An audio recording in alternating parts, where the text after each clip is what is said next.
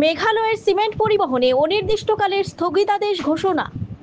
মেঘালয়ের সিমেন্ট কোম্পানিগুলির গাড়ি ভাড়ার বৈষম্যমূলক নীতি এবং পরিবহন শ্রমিকদের প্রতি অবমাননাকর আচরণের বিরুদ্ধে ক্ষোভ ক্রমশ বাড়ছে।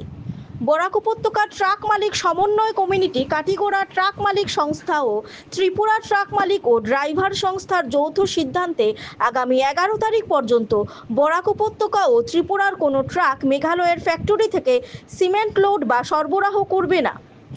আন্দোলনের কার্যসূচি হলো আমরা আমাদের ট্রাকগুলো মেঘালয়ে যেতে দেব না এবং আমরা কোনো সিমেন্ট লোড করব না। দাবি, ন্যায্য ভাড়ার হার এবং ট্রাক মালিক ড্রাইভারদের প্রতি মর্যাদাপূর্ণ আচরণের নিশ্চয়তা না পাওয়া পর্যন্ত এই আন্দোলন চলবে।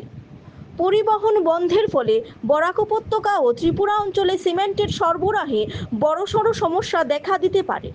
আমরা আশাবাদী যে আমাদের ডিসি মহোদয় আমাদের এই মেমোরেন্ডামকে গুরুত্ব দিয়ে মেঘালয়ে সিমেন্ট কর্তৃপক্ষ এবং মেঘালয় প্রশাসনের সঙ্গে আমাদেরকে একটি যৌথ মিটিং করবেন।